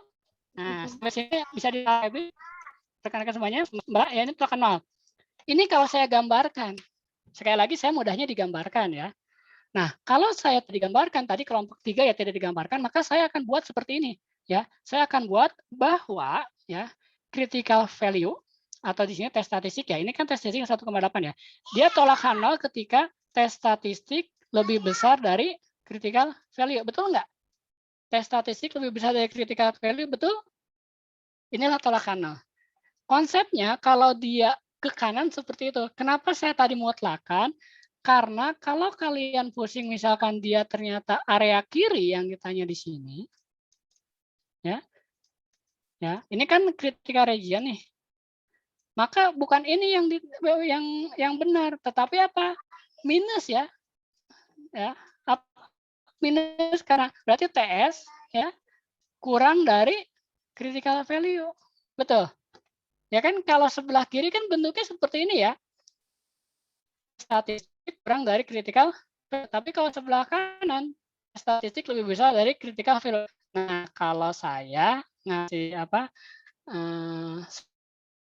shortcut-nya ya, kalian mutlakan. Kalau mutlakan kan saya tidak usah melihat dia kiri atau kanan, pokoknya saya mutlakan TS ini ya.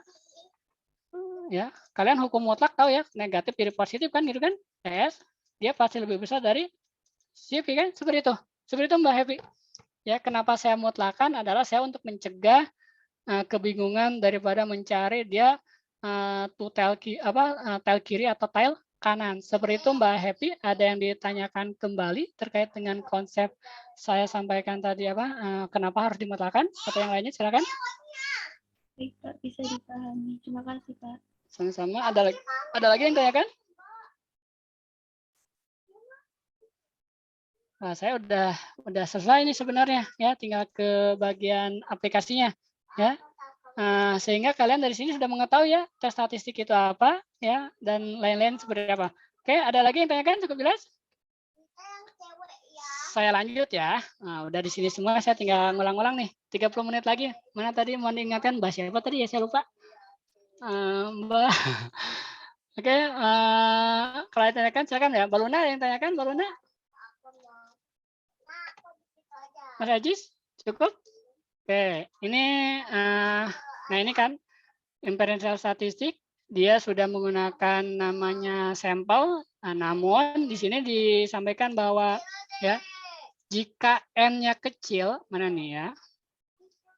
Nah di sini jika observed-nya itu kecil, kemungkinan asumsinya terpenuhi, kemungkinan asumsinya akan tidak terpenuhi. Kemungkinan. Kenapa? Karena tadi ya itu kan harus kan Z ya. Z itu apa? Normal. Z normal kalau kita pakai CLT pun berapa nilainya? Di atas 30 ya. Gitu ya. Itu. Bilang. Oke. Ini komponen hipotesis. Nah, oke, sudah saya sampaikan ya. Nol hipotesis ada equalnya. Nah, keputusannya hanya 2. Sekali lagi ya, saya sampaikan. Ini mohon diingat ya, karena sering ya saya membaca tesis skripnya terutama yaitu menyampaikannya bahwa misalkan terima H0 tapi tidak. di buku Triola, di buku nanti lagi yang basic econometric, keputusannya hanya 2, reject H0 atau gagal untuk reject H0, itu saja. Ya, hanya 2. Ya. Namun konsekuensinya memang ketika reject H0 apa? Konsekuensinya ke H1. Ketika fail to reject H0, konsekuensinya ke H0. Karena saya sampaikan tidak ada terima H0, ada terima H1, karena konsekuensinya nanti ketika kalian menggunakan yang namanya salah jenis dalam statistik. Ya, dalam statistik tadi sebutkan saya sampaikan apa? Ada salah untuk error, ada salah untuk model. Salah untuk model itu terkait dengan salah jenis 1 dan salah jenis 2. Ya. Kita akan bahas ini selanjutnya salah jenis 1 dan salah jenis 2 itu apa? Ini alternatif hipotesis, cara nulisnya. Nah, untuk alternatif hipotesis seperti ini ya. Nah, ya, kalau yang H0 dia pasti ada equalnya. Nah, ya seperti itu. Cara bacanya sudah dapat ya. Z sama dengan H0 benar ya. Ini adalah untuk mengklaim hipotesis itu bagaimana untuk kita meyakinkan bahwa klaim kita benar tadi ya. Klaimnya tadi apa yang dicontoh di room 3, sepatu di atas 10 tahun. Bisa sih, apalagi kalau WFH terus ya, sepatunya di atas 10 tahun gitu ya. Namun kasihan ya, yang anak SD katanya sepatunya udah tidak muat lagi Pak gitu kan. Ya banyak cerita lah karena udah setahun setengah udah nggak dipakai katanya kan seperti itu. Oke, contoh saja. Untung ya, mungkin ada keponakan kalian sama, sepatunya udah tidak dipakai. Ponakan saya seperti itu. Ya Om, sepatu saya udah nggak bisa dipakai nih katanya, udah kekecilan, bajunya juga ya sudah ya kan, siap-siap untuk normal lagi, ya beli sepatu lagi misalkan seperti itu. Oke, ini contoh ya. Nah, dalam menentukan klaim, saya hanya menggarisbawahi ketika kalian menentukan klaim hati-hati tentunya ya. Ya, karena ketika klaim ini salah, ya otomatis kesimpulannya salah. Ya, itu. Ya. Ini contoh seperti ini. Bayangkan, itu apa sih? Paling tidak ya. Paling tidak 195 atau misalkan kalian apa ya? Paling tidak tuh tadi ya, minimal 10 tahun, ya kan? Seperti itu. Nah, ini nanti ketika ke hipotesis akan seperti ini nih. Nah, ya, bayangkan nih. Ketika ke hipotesis ya, Atmos ini kan paling tidak nih. Ya, paling tidak itu kan ada bisa nyebutkan paling tidak ya, berarti paling tidak itu apa tadi Atmos itu Atmos itu apa sih kalau kita bahasa Indonesia kan mendekati paling tidak mendekati 195 ya. Ya kan kalau mendekati 195 misalkan ini 195 nih. Kalau mendekati itu kan dari sebelah kiri ya. Nah, sini kan mendekati 195 berarti ini ada 110 misalkan kan seperti itu ya. Mendekati ya. Berarti di sini kita bisa simpulkan pertama mu misalkan kurang dari sama dengan 195. Nah, namun di sini sebutkan jika ini salah ya, maka lawannya adalah ini harus benar ya. Oleh karena itu kita akan tarik pada kesimpulan hasil ini. Ya. Nah, H0-nya ada seperti ini ya. Ya, H0-nya mu-nya adalah 195, sedangkan ininya H1-nya adalah lebih besar 195. Ya, hati-hati ya, itu saja. Dan untuk misalkan tutel, kalau untuk tutel ini seperti ini, untuk tutel dia sudah pasti sama dengan dan tidak sama dengan untuk tutel. Untuk kuantel ya, untuk kuantel di sini bisa seperti ini. Sini untuk wantel, kirinya seperti ini, sini, ini, itu atau wantel. Nah, tergantung nanti hipotesis yang kalian sampaikan, ya, seperti ini, ya. Namun untuk keluaran software ya, dia akan otomatis menggunakan ini. Untuk keluaran software ya, sehingga kalau kalian di dalam software atau dalam uji hipotesis kalian akan uji hipotesis satu arah, itu harus ngitung manual tuh. V-value yang dikeluarkan oleh software tidak bisa digunakan. Maka kalian harus ngitung manual menggunakan tes statistik. Nah ya, sekali lagi, kenapa tadi di dalam pengujian hipotesis kalian harus menggunakan tes statistik? Itulah kalian harus pahami. Saya tidak bisa menggunakan V-value di dalam software kalau uji saya bukan menggunakan uji dua arah. Ya, tuh. Nah, ini tes statistik ya. Ini bagaimana untuk membuat suatu decision apa keputusan. Nah, ini ya saya menggarisbawahi di sini juga ya. Ketika tahap pertama hipotesis, tahap kedua tentukan tes statistik, inilah yang kalian gunakan. Jangan sampai lupa. Ya, saya kira kalau kalian sekarang nanti open book ya, kalian boleh dihafalkan, boleh tidak. Namun silakan ininya tidak dihafalkan ya. Misalkan untuk proporsi itu tadi menggunakan Z ya. Untuk min itu menggunakan ini dan ini. Nah, untuk standar deviasi menggunakan ini. Namun, requirement-nya sekali lagi harus dipenuhi syaratnya. Syaratnya. Dia harus menggunakan Z. Ya. Oh, Z itu apa syaratnya? Begini, Pak. Nah, itu harus dijelaskan. Ya. Oh, dia kalau dia binom, NP-nya lebih besar dari 5, ya, segala macam. Ya, gitu. Ya. Syaratnya harus dipenuhi. Ini adalah terkait dengan tes statistik. Ya. Nah, bagaimana sebenarnya cara baca ini? Tadi sudah saya sampaikan. Bacanya sebenarnya kenapa di hipotesis 0 ini ya?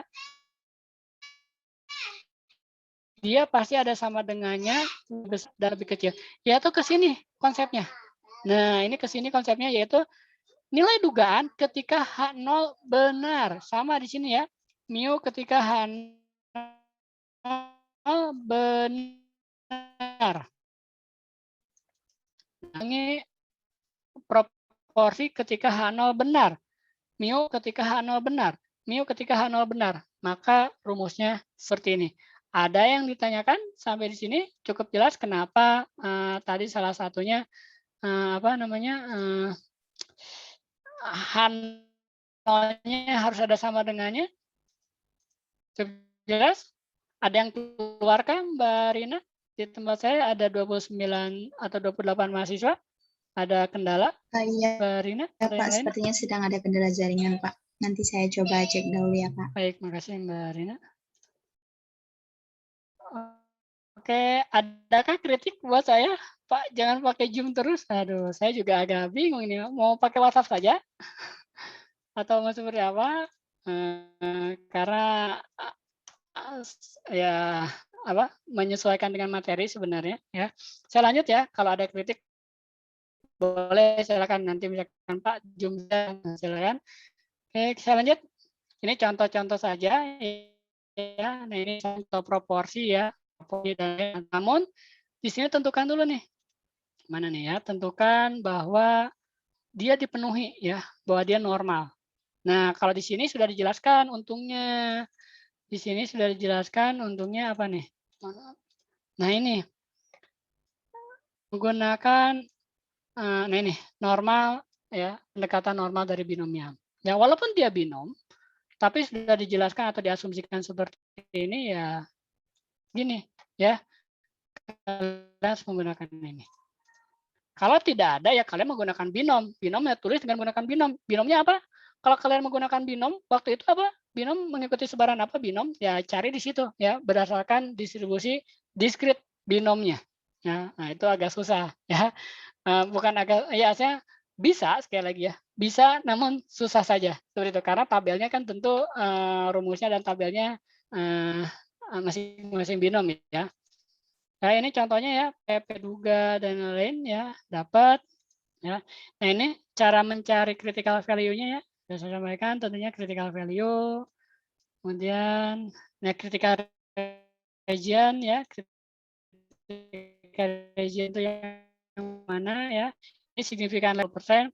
Critical value itu apa? Tadi nilai 1645 tadi ya, critical value di sini.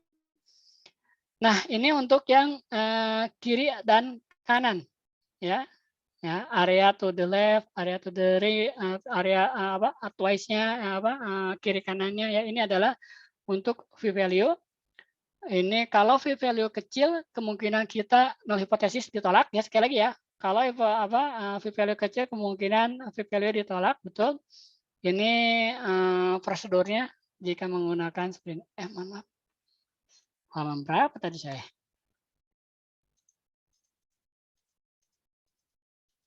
Nah ini ya, tadi sampai sini. Oke, ini ada v-value, ada P biasa, contohnya mana lagi? Nah ini saya menggarisbawahi ini. Nah, oke, ada yang tahu kenapa di sini dikali 2? Ya saya ya. Ini yang belum saya jelaskan. Ini mencari v-value nih. Ya. Nah, sekarang saya akan mencari v-value. Ya, kita contoh di sini saja nih. Bagaimana cara mencari value? Ya, kita contohkan. Ya, di sini bayangkan ya, kalian punya apa nih? Ini kayak lahir ya, bayi perempuan, peluangnya 0,5, Z atau tes statistiknya 3,21, dan kita punya data 13 perempuan dari 14 kelahiran, ya, betul? Ya, berarti P duganya berapa? Proporsinya persen kan ini pasti kan 13 dibagi 14, inilah proporsinya. Kita sudah punya Z-nya 3,21. Nah, sudah dikasih ini di sini kebetulan sudah dikasih ya. Nah, kita bayangkan ke sini ya. Oke, nah di sini kita punya ya P-nya sama dengan 0,5, H0-nya H1-nya tidak sama dengan 0,5, menggunakan Z 3,21. Nah, di sini kenapa sih dia menggunakan 2 kali 0,007 v-value-nya? Yuk kita bayangkan seperti ini ya. Kita punya Z, nah sini, berapa tadi? 2 ya, sama dengan 0,5 dan tidak sama dengan 0,5 ya. Ya, temukan v-value untuk two-tailed test. Ya, area ke kanan Z-nya 3,21. Nah, berarti ini apa? Z itu kan tes statistik ya. Ini kan tes statistik ya. Tes statistiknya misalkan Z di sini 3,21 ya. Oke. Nah, karena dia misalkan kita cari di 3,21 tabel 3,21. Silakan bisa ada yang bantu saya. Nah, ini 3,1 ya. Nah, satu ini ya. Nah, ini. Karena ini area ke kiri, kalian tinggal area ke kanan berapa? 1 dikurangi ya. 0,9993 berapa? 0,07 ya. Ini ya, tinggal dikurangi ya karena area ke kiri. Nah, 0,07 ini di tabel apa? Z, kemudian kita bawa ke ini. Batas ini ya, ini dapat nih misalkan apa namanya? Oke. Nah, ini dapat ya 0,07. Karena dia 2 arah, maka ya v-value ini 2 ya, maka dikalikan 2 ya, ini ya. 2 kali 0,007 ya, karena dia 2 arah. Jadi nih ya, ini untuk menggunakan v-value-nya. Saya lanjut. Contoh ini two-tailed. Nah, ini ya contoh untuk two-tailed ya. Two-tailed itu sama dengan dan tidak sama dengan reject-nya. Kemudian, nah untuk two-tailed, alfanya dibagi 2 ya.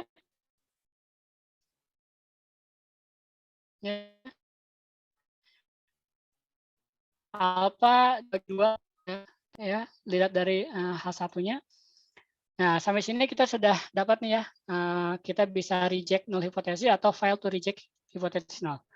Nah, ini keputusannya, jika kurang sama dengan alpha, dia reject null, jika lebih baik, apa, fail to reject null dengan menggunakan level alpha.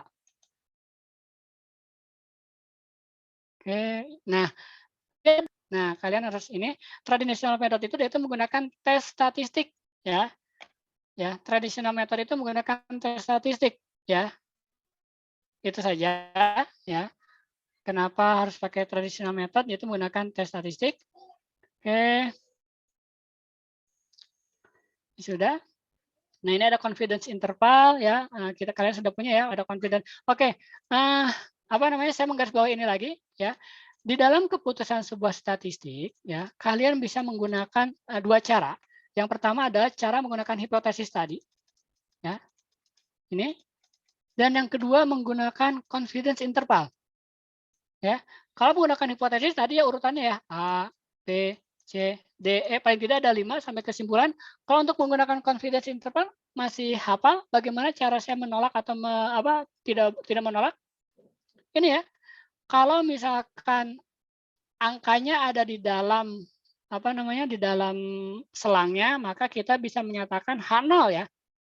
Contohnya apa? Pertemuan pertama ketika PDIP, Golkar dan lain-lain ya. Apakah angkanya ada di dalam selang yang kita hipotesiskan?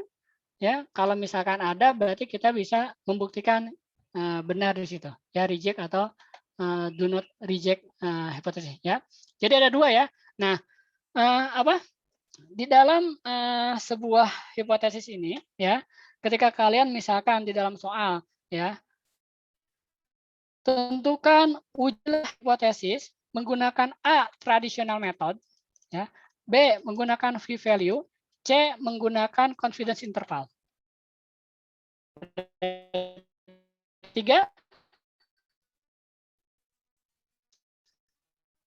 ya, traditional method ini adalah membandingkan critical value dan statistik. Waalaikumsalam.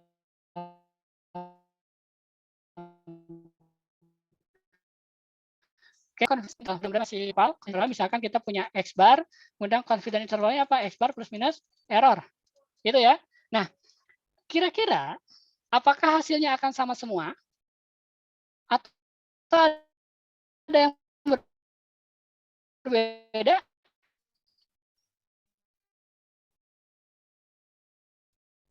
Oke, belum masuk ya Mbak Rina yang keluar? Izin Pak, sepertinya sedang pelajari itu Pak. Oke, ada yang bisa jawab bantu saya? Kira-kira dari ketiga metode sini, apakah hasilnya akan sama?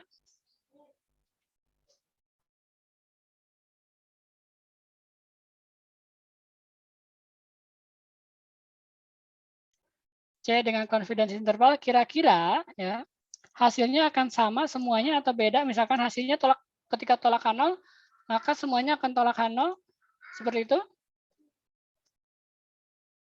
Ada yang bisa bantu saya? Kira-kira hasilnya sama atau tidak? Yuk. Yuk, ada yang bisa bantu. Kira-kira sama atau tidak hasilnya untuk ketiga metode tersebut?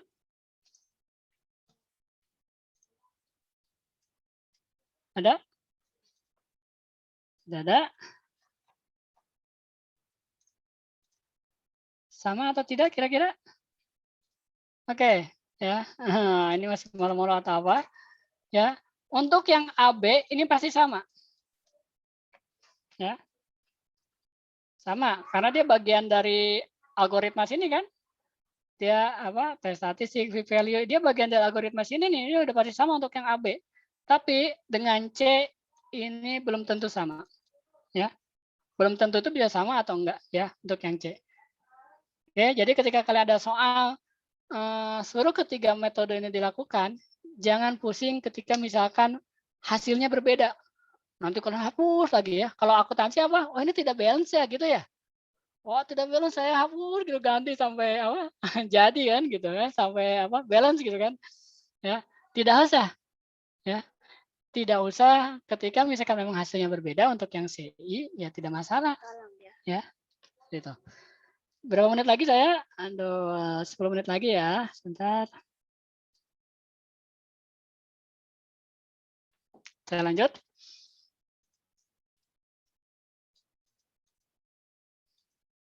Ini wording saja selesai. Nah ini ya, kenapa saya tadi sebutkan ada tipe error. Nah, saya nyampaikan di sini ya, menggarisbawahi. Bayangkan, ketika kita misalkan tolak H0 mana? Nah ini ya, reject the null hypothesis. Ya, ternyata hipotesis tersebut benar. Makanya kita ada namanya tipe 1 error yang dilambangkan dengan alpha. Peluang tipe 1 errornya adalah alpha. Sehingga tadi saya sampaikan tidak bisa kita atau tidak biasanya di statistik tidak ada yang menyebutkan model itu tepat. Model itu ada yang terbaik. Ya, seperti itu. Ya, oleh karena itu ya keputusannya tadi ya reject H0 hanya itu saja, reject H0 atau file to reject H0 karena berkaitan dengan ini ya decision-nya. Bayangkan kita mereject hipotesis 0 padahal hipotesis 0 itu benar. Ya, alfa. Atau sebaliknya, kita gagal untuk mereject hipotesis 0 padahal hipotesis 0 ini salah. Nih, ya. Jadi kalau kita tanyakan, apa itu alfa? Apa signifikan level? Ya, jelaskan. Apa signifikan level itu? Signifikan level adalah apa? Peluang tipe 1 error, yaitu peluang ketika kita mereject H0, padahal H0 benar. Ya, itu alfa. Ya. Kalau kalian sebutkan definisi ke sini ya. Tuh. Atau misalkan, apa yang kalian ketahui tentang beta? Jelaskan. Beta adalah peluang tipe 2 error. Apa itu peluang tipe 2 error? Yaitu peluang kita menolak H0 atau gagal menolak H0, padahal H0 itu benar. Ya. Sudah dapat ya artinya? Arti secara statistik terkait dengan H0, dengan alpha dan beta. Kalau kalian kemarin kan menyebutkan apa? Kalau kemarin hanya alpha ini adalah signifikan level. Nah, ini adalah arti dalam statistiknya. Ya, peluang, dan peluang. Sampai sini ada yang tanyakan? Cukup jelas? Oke, baik ya. Cukup jelas ya, alpha dan beta. Sehingga apa nih kalau ada kuis, ada apa? Soal, apa itu alpha, itu apa, itu beta. Nah, ya, sudah ya. Tidak, maksudnya bisa kalian jelaskan ya. Dari sini apa itu apa, beta itu apa. Oke, apa lagi nih? Saya agak mulai ngas-ngasan.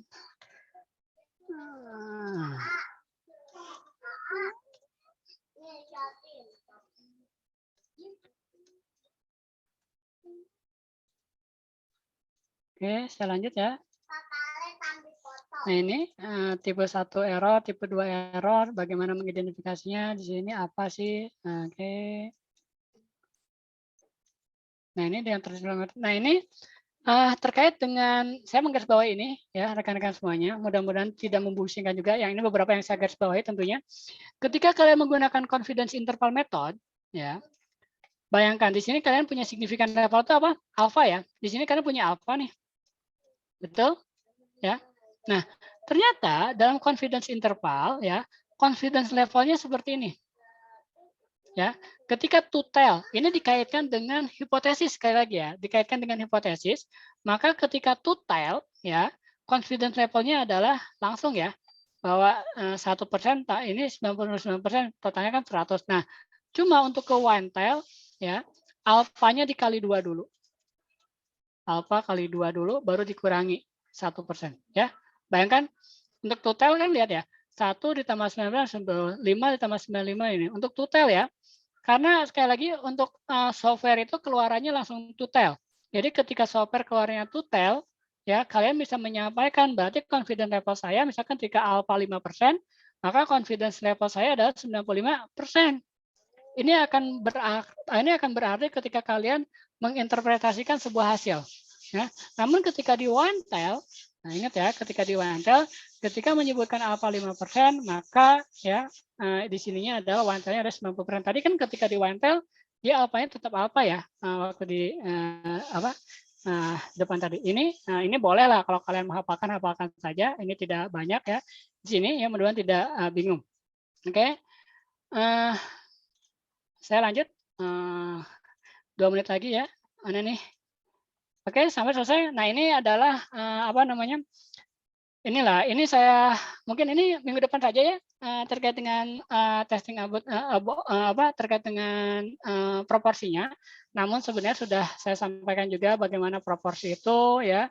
Nah, ini bagaimana tentukan NP-nya kalau dia binomial ya, pendekatannya ya, selesai ya, cara mencarinya. Oke, baik rekan-rekan semuanya, saya kira saya cukupkan sampai di sini. Ada 7 menit, mungkin silakan jika ada yang ditanyakan atau didiskusikan, atau ada yang masih bingung atau tidak. Mudah-mudahan tidak yang bingung, silakan.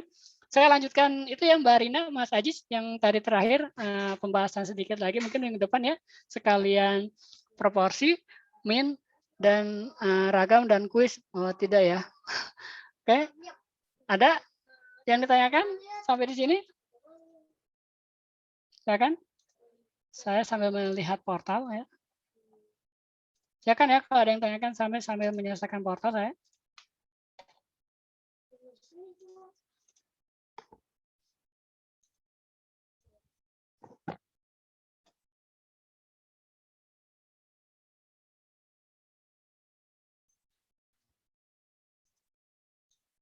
Ada yang tanyakan?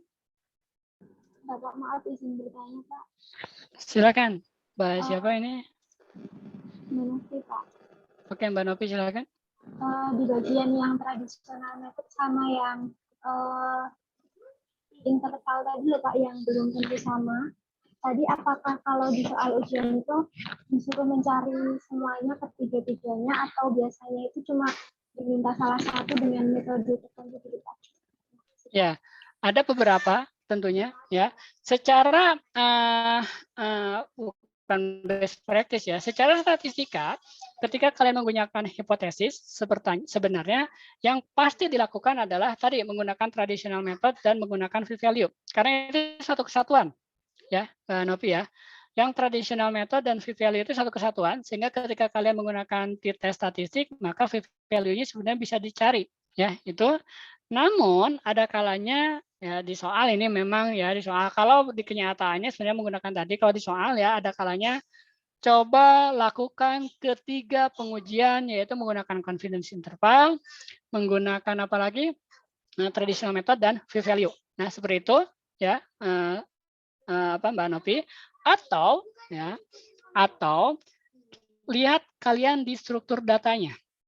Ya, maksud lihat struktur data itu adalah apakah syarat-syarat ketika kalian akan menggunakan tes statistik, ya, datanya tersedia. Ya, maksud tersedia itu adalah X-barnya nanti X-nya ada, proporsinya jelas diketahui dan lain diketahui, alfanya dan lain diketahui ya. Atau memang kalian hanya dikasih gambaran seperti pertemuan pertama, yaitu ada tabel, ada X-barnya, dugaan X-barnya, kemudian dugaan X-bar, dugaan confidence interval, dan ada nilai mu populasinya waktu kalian menggunakan PDIP dan Golkar dan Demokrat itu loh yang pertemuan pertama. Nah, jadi bisa kalian identifikasi dari jenis soalnya. Namun sekali lagi utamanya sebenarnya menggunakan traditional method dan v-value itu Mbak Novi. Berarti kalau yang karena tadi serangkaian yang traditional method sama v-value tadi selalu sama ya Pak? Selalu sama. Kalau itu satu rangkaian pasti sama. Jadi ketika Mbak Novi nanti berdebat atau misalkan menyampaikan dengan pembimbingnya ketika tesis atau skripsi, tidak akan ada yang mendebat. Ya, hanya ketika keputusannya pasti sama. Kecuali menggunakan confidence interval kemungkinan ya itu perdebatan kemungkinan besar ada. Ya. Ada lagi Mbak Novi? Terima kasih Pak Sinar. Oke, ada lagi? Satu lagi? Kalau tidak ada kita tutup. Baik, tidak ada ya, Mas Ajis, Mbak Rina ya. Saya kira saya cukupkan sampai di sini pertemuan ke-6 kita. Persiapkan kalian untuk tentunya pertemuan terakhir dan UTS-nya. Ya, saya akhiri pertemuan ke-6 kali ini. Ya, tentunya kesalahan datangnya dari saya, ya kebenaran yang datangnya dari Allah Subhanahu Wa Taala. Saya kita akhiri. Namun sebelum kita akhiri, silakan ada yang berkenan untuk memimpin doa terlebih dahulu. Semoga semuanya sehat walafiat, bermanfaat ilmunya dan barokah. Ya, silakan. Betul ya, 2 menit lagi. Silakan Mas Ajis, Mbak Rinda mungkin yang berkenan untuk memimpin doa. Oh, baik, izin Pak. Sebelum kita mengakhiri kuliah kita di siang hari ini, marilah kita berdoa. Semoga apa yang kita pelajari bermanfaat dan berkah. Berdoa dimulai.